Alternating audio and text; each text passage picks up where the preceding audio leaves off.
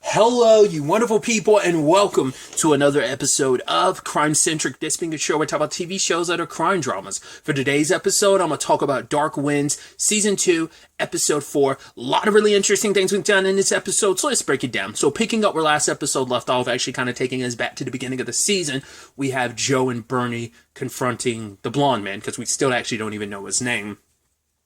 And the situation turns out into the shootout that it did, and they end up he ended up trying to take off with Joe's vehicle, but they stopped him. But he's out there in the wild, and they have to get him now, because if they don't, this guy could disappear. Granted, considering who he is, he definitely, I don't know, there's so much attention on him now, so I don't know if he would just up and disappear. It might be to his benefit, but it feels like the job isn't done yet. But maybe now, because he went out of his way to try and kill Chi, but I guess it's like, that's because Chi knew what he looked like, so you need to kind of kill any eyewitnesses. I guess that's also why he went after Thomas's son as well, because Thomas had seen what he looked like, but now it's like, once again, the kid's kind of out of his reach. He has no idea where to find him. But now that everyone knows what he looks like, it's kind of a moot point, and maybe he did the job he was supposed to do. Who knows if it's really unfinished or not? But for Joe, it probably is the situation of, you can't take any chance that he would stick around, especially with all this attention, law enforcement locking everything down, trying to catch him. So it's definitely like, I got to get out of here, job finished or not. So maybe his main target was Emerson, and maybe even Thomas, and then everyone else was sadly just collateral damage. But when it's all said and done, Joe jumping down into a canyon after him just because he's so determined. It's like, no, this man had something to do with my son's death. I can't just let him get away. This is too personal for him. And jumping down there, Joe gets busted. I mean, hell, he got knocked out for who knows? He definitely has a concussion, because we see at one point, if you look at the rocks around him, there's at least one that has a little blood on it. His face is kind of damaged up, so that could have just been hitting the ground, maybe even hit some of the rocks. But one of his arms, is severely jacked up. But it's like, nah, I gotta get this guy. And he does. I mean, handcuffs him, got the rope around his neck, because I don't have access to both my arms, but I want to be able to keep you on a leash. I have one spare, I only have one bullet left, so I have to make it count. So, and I think that is such an interesting, because a lot of that dialogue between both of those characters is always so kind of one-sided. Because Joe's not in really a good enough condition. Everything he's doing is about kind of focusing, trying to get this guy back to jail. Because he doesn't want to kill the guy. Despite everything he's feeling right now, he knows, I need to understand why, what this was all about. And I can't get those answers if you die. Because if I kill you, I'm always going to be wondering why.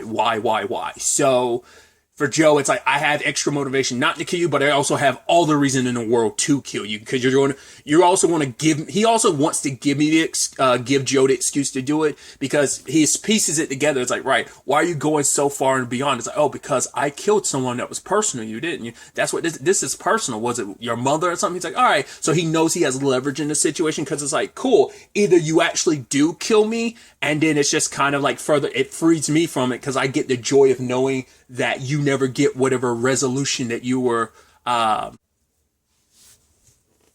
even resolution, closure that you were hoping for, is that. But also maybe on some level, he's also thinking maybe you actually won't do. Well, I think he's betting on you will, because that way, for one, he never has to suffer any of the consequences of what he does. He kind of gets off easy. But I think there's also the aspect of proving a point that he keeps saying, we are the same. The only difference is you have a badge. I don't know why he believes that. Because obviously he went on these whole diatribes because he's trying to break Joe down, being oh yeah, I see the condition you're in. And the fact is, he has such an understanding of oh yeah, sepsis is going to step in.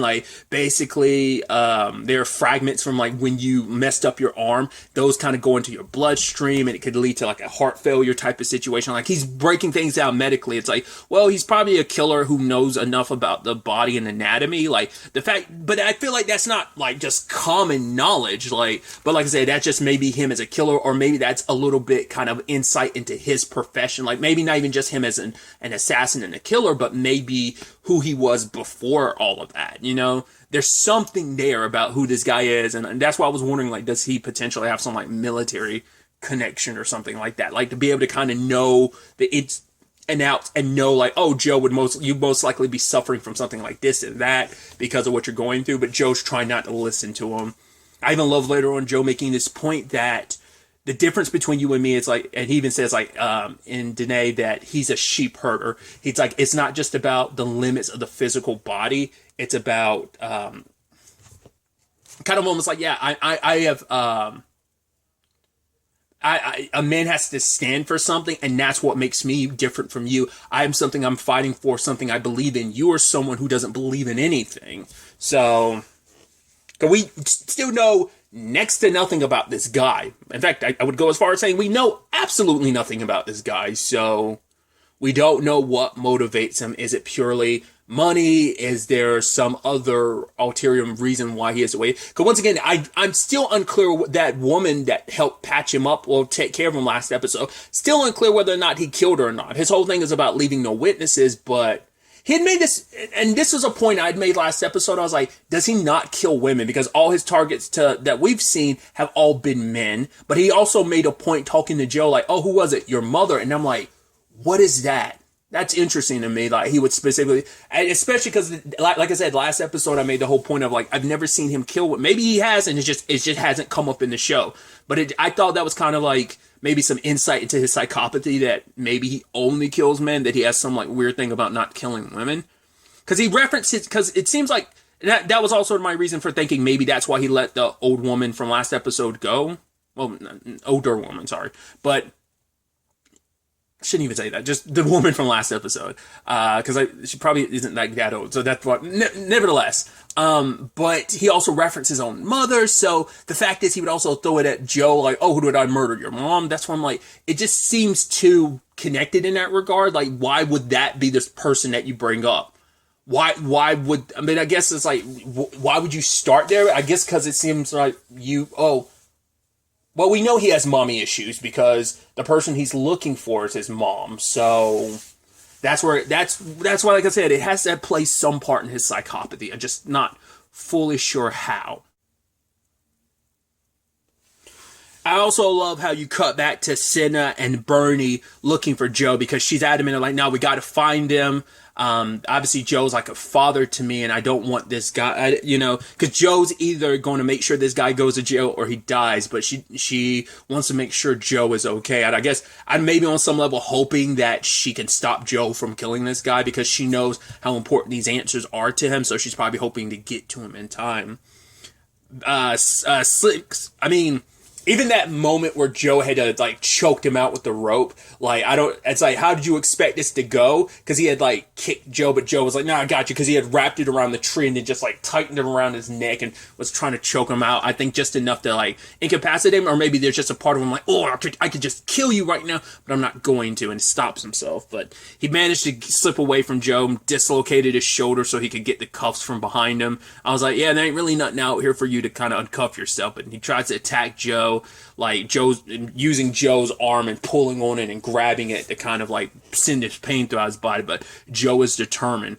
Got on top of him, and it's like, all right, go ahead and do it. You are just like me.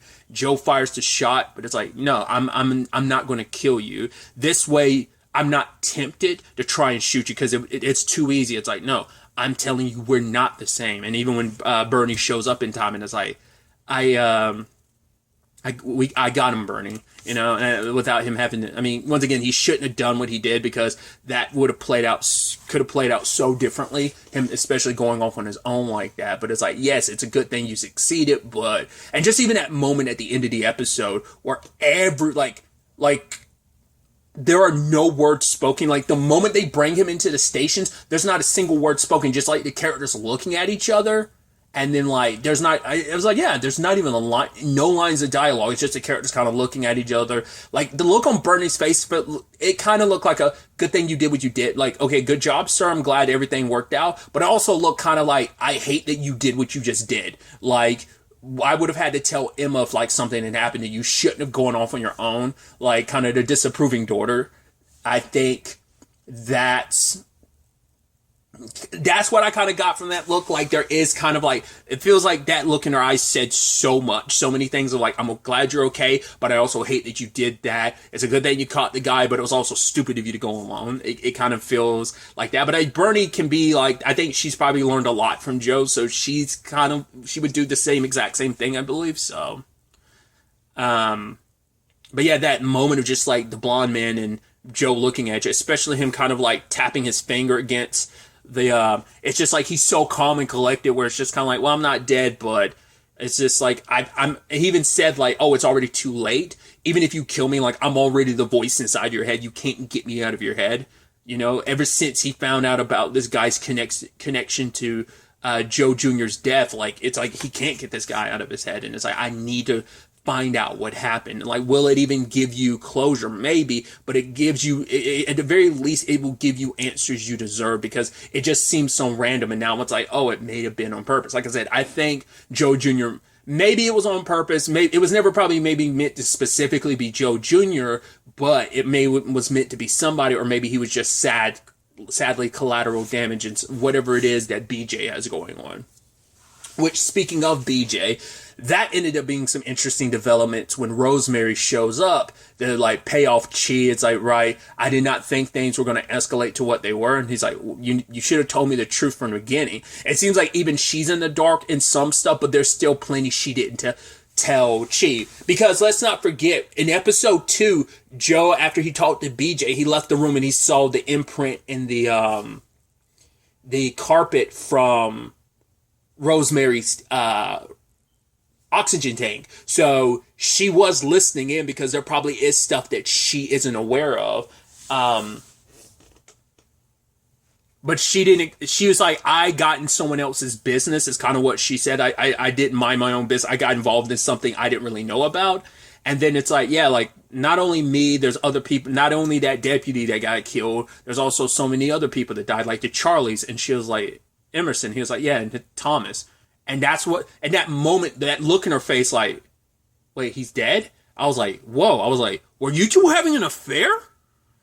And like, it read like that. And all I needed was the confirmation, like her sitting in the car, and that hit for Chi as well, where it's like, she burst out in tears. I'm like, interesting. Because let's not forget, she's the one that, well, she said like someone told her that it was, what didn't she say, like the maid or whatever caught Thomas stealing it, so that's why she knew Thomas did. But that also explains like why she didn't go to the cops about it, why she got a private investigator to do it, because she wanted to keep it quiet. She didn't want to draw too much attention.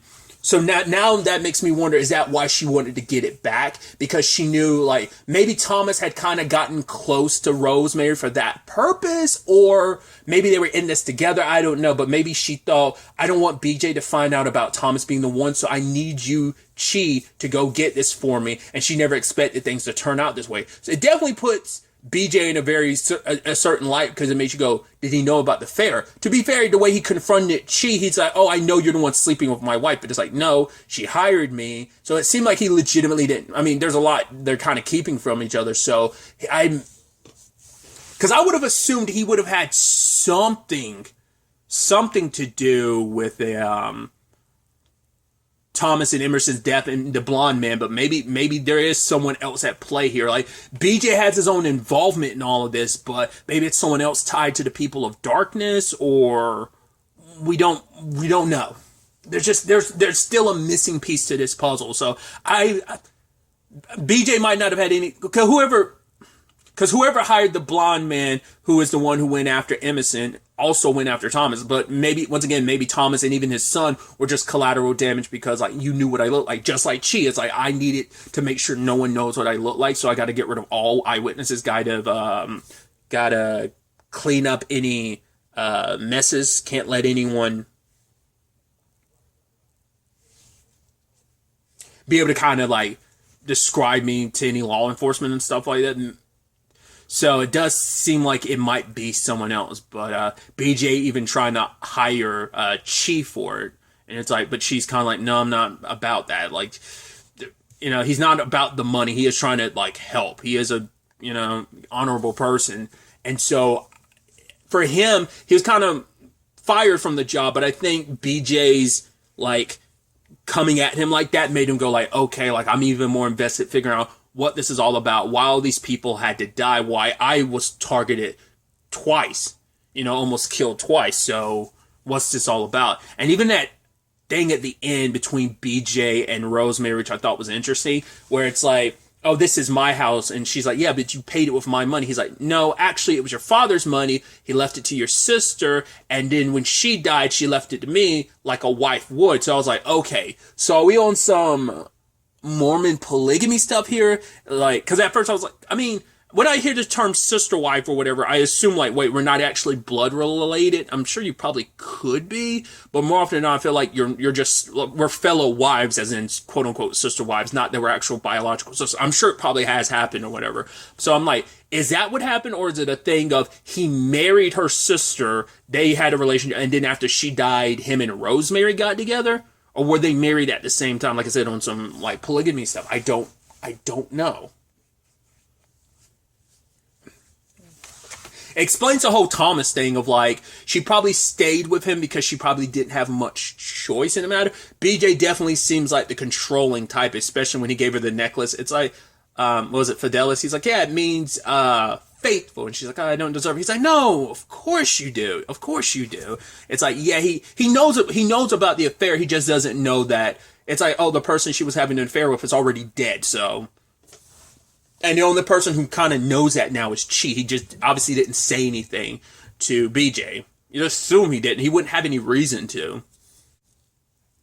But BJ had made this whole point of like, right, because she's like, right, I just wanted to help out is the reason why I hired that person. But like I said, it wasn't for BJ's sake. It was for Thomas's sake, because she didn't want BJ to find out. Because if she found out Thomas is the one that took it, he would have killed Thomas, but also he probably would have found out about the affair. So she had double reason to want to do that.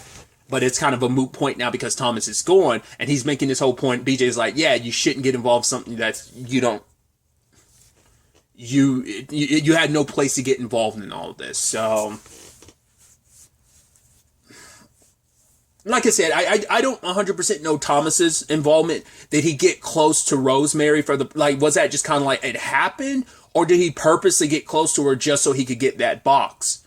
Because maybe she didn't know Thomas was connected to Emerson. Like maybe she didn't realize that was his son, or maybe they already knew all of that. And like I said, the series of events and motivations are the most important thing of understanding, like, Thomas's motivations. Like they said, did he go into this knowing that already about Rosemary, BJ, and the People of Darkness connection that BJ has, and how it's tied to Emerson potential, like, kind of cursing him?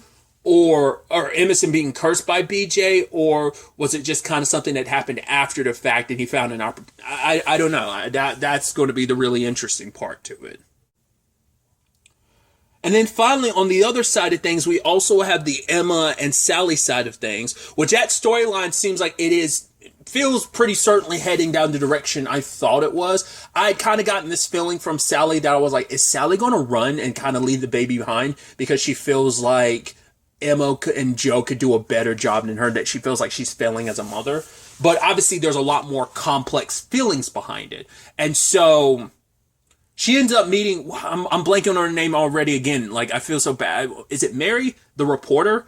In the way she was talking to Sally, she was about to be like, hey, about to hand her business card, but she stopped herself. It's like, right, you're in a vulnerable state. I don't want to try it. Like I legitimately do believe her when she says she wants to help. This isn't just like a story. Like I kept stressing last episode, it feels like this is personal for her. But she legitimately just wanted to be there for Sally, because Sally just feels like she's failing in so many regards. And it's also that thing of like, oh yeah, like what happened to your lip? It's like, there was a very specific shell thing. She was like, oh yeah, like cut my lip on. She's like, it doesn't break that way. And she's like, oh, I learned the hard way. And then that line of like when Sally left with her, she's like, I hope your lip's okay, get checked out and it's okay. And she's like, they don't break that way. And like, it feels like that's such a layered line, because I'm like, either she was covering about her lip, like maybe there was another reason why her lip, or maybe that, it feels like that could either be like, no, there really was something with her lip, that could be indicative of something else, or maybe the more likely thing is she lied about it, just to kind of like, she knew what she was doing just to get close to Sally, because she's trying to talk to any person uh, about this, but like no one's willing to talk to her. No one's willing to kind of go on the record. So, but like I don't know if that was kind of almost supposed to be like indicative, like that conversation almost indicative like Sally's circumstances, because the way Sally broke it down, and it's really heartbreaking when she breaks it down to Emma, where it's like her entire life she's always felt trapped. And she thought moving here with Joe and Emma would be kind of her escape, but even now she feels trapped in so many regards, because I never wanted to be a mother, specifically in the way that I was. Like having a baby with that person, with that man, it is that nasty, complicated thing of like she can't disassociate that baby with what was done to her, was kind of forced upon, not kind of, was straight up forced upon her. So now it's like I ended up having that baby. She probably thought maybe I could deal with it, but now it's just like the baby hates me, and she's also like, the baby could also feel my resentment towards it, that eventually it will grow up and kind of continue hating me, especially when the baby finds out the truth of its how the baby was born, the circumstances, and like her anger towards the baby. And for her, it's like the baby doesn't deserve any of that. The baby's an innocent victim in something that was outside of its own control. And for her, she just feels like you could tell she wants to kind of walk away. And I'm curious what Emma's going to do about that. Because it's like, how can you like tell someone to raise a child? Like, I mean, that can vary from person to person. Like, I'm not saying like, oh, she should. It's like, I would not know what to do in that situation. It's an impossible choice of like, this is your baby, but is a baby born about because of some terrible situation that you were in? Like, how can you, you can't fault someone for like, it's all because also recognizing I'm going to have so much resentment towards this baby. This baby's going to have to grow up with my anger. So, but the baby kind of senses it. And it's like, Emma's probably trying to, when so many women, herself included, never being able to have children again, it is kind of something special. But it's also like, yeah, but that kind of doesn't mean anything when it's not something, this baby wasn't born out of something beautiful. The baby was born out of something horrendous. That it's like, and that's why Emma doesn't really say anything. She just listens to what Sally's saying, because it's like, Sally's been kind of bottling this all up, and I think Joe and Emma's kindness is just kind of adds more salt to the wound, and it's just like, I don't know what they're going to, it might be, I was about to reference something else. I don't want to spoil something else, but there was something I was watching recently that kind of had a giving away a baby situation that I'm like, okay, I think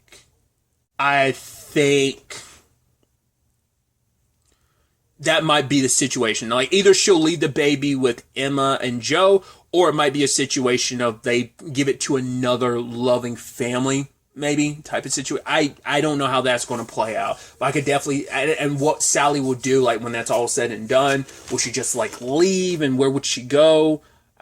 There's so many ways that could potentially, I mean, maybe they even make the story be like, no, she ends up sticking around, but I'm like, those complicated feelings, I mean, facing them is one route, but kind of like doing right by the baby and right by yourself is, there's no easy answer in that situation. So I'm curious to see how that will ultimately play out.